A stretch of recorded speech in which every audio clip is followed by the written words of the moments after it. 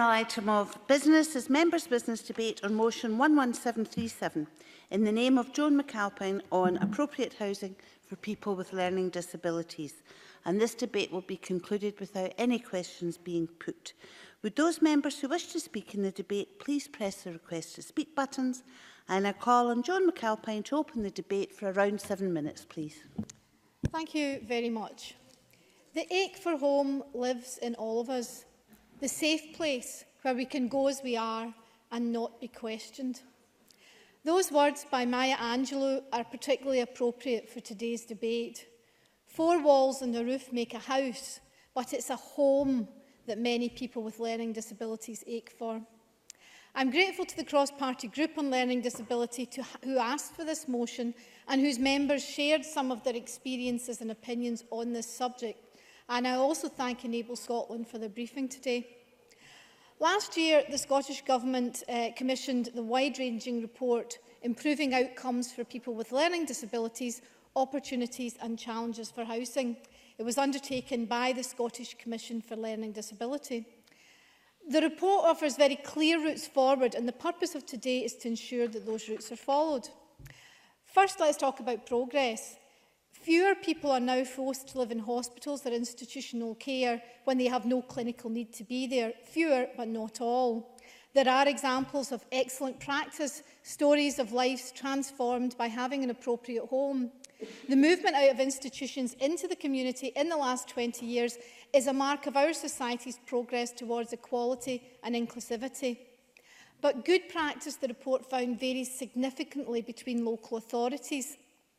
Overall, the report found a lack of suitable homes for people with learning disabilities, and there's also a lack of clear guidance for people with learning disabilities looking for a home. Restrictions to housing and disability benefits by the UK Government is making things much worse.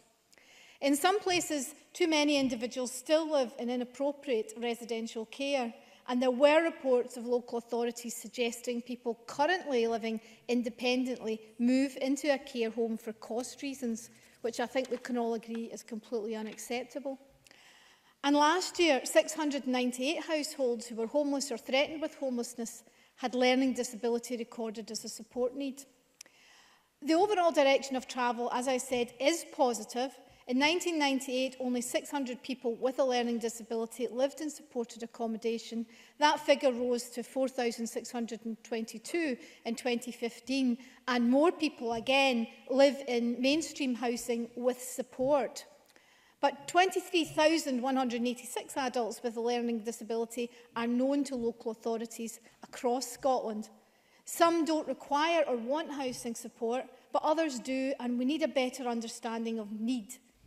1 in 3 adults with a learning disability live with their parents or family carers, and if that is their choice, that's good. However, families understand the need to future plan for a time when parents can no longer care, and often the options they are offered, if they're offered them at all, are unsuitable. There's a wide spectrum of need amongst people with learning disabilities. Some individuals require 24-hour care, others far less, but most will require adapted accommodation. We know from the government's groundbreaking Keys to Life research that people with a learning disability are more likely to suffer from physical and ill health, and the report recommends that ground floor accommodation is offered. People First, an organisation led by those with learning disability, have told us they often want to live close to their family and friends. Social isolation and bullying can be a serious problem for people with learning disabilities, but they are often offered accommodation by local authorities where there's a high crime rate, for example, leaving them vulnerable. James McNabb of People First told the cross-party group that housing application forms are often too complicated, so support completing them should be offered. Mr McNabb also said that people with learning disabilities in shared tenancies often had little say in who their flatmates were, and that lack of choice was also highlighted in the Commission's report. The report found a growth in what is called a core and cluster model of supported housing.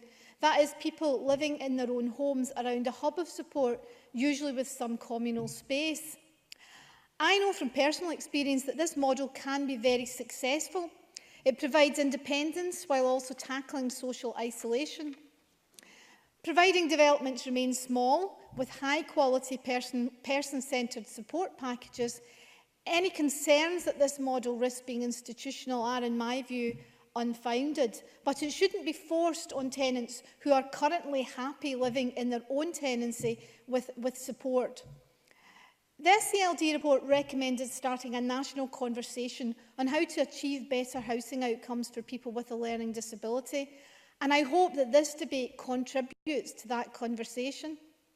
The report also recommended ways to improve data, particularly at a local level, and that's a real big challenge that we need to address. It asked government to develop an implementation framework to prevent people with learning disabilities being accommodated in healthcare settings unnecessarily. It wants more specific guidance to ensure that local housing strategies more effectively address the needs of people with learning disability. And it also asks for greater consideration of the keys to life outcomes within strategic planning and commissioning processes. On a pleasingly practical level, it calls for joint protocols between local authorities and other registered social landlords, again to achieve positive housing outcomes for people with learning disabilities. That these recommendations come from a Government Commission report is a great start, and so too is the Housing Minister's letter to the cross-party group, in which he says his officials are working to strengthen links between the housing sector and organisations representing people with learning disabilities, their families and carers. We must monitor that. I welcome Mr Stewart's instruction that councils' local housing strategies must set out their priorities and plans for meeting the needs with people with a learning disability. And the Scottish Government's guidance to councils on local housing strategies is under review, I understand, and that offers a tremendous opportunity to put the recommendations of the report into practice. Sometimes local authorities need very clear direction to ensure that the priorities set by government and endorsed by this Parliament are adhered to. I look forward to hearing more from the Minister on these plans to ensure that people with learning disabilities no longer ache for a place to call home. Thank you.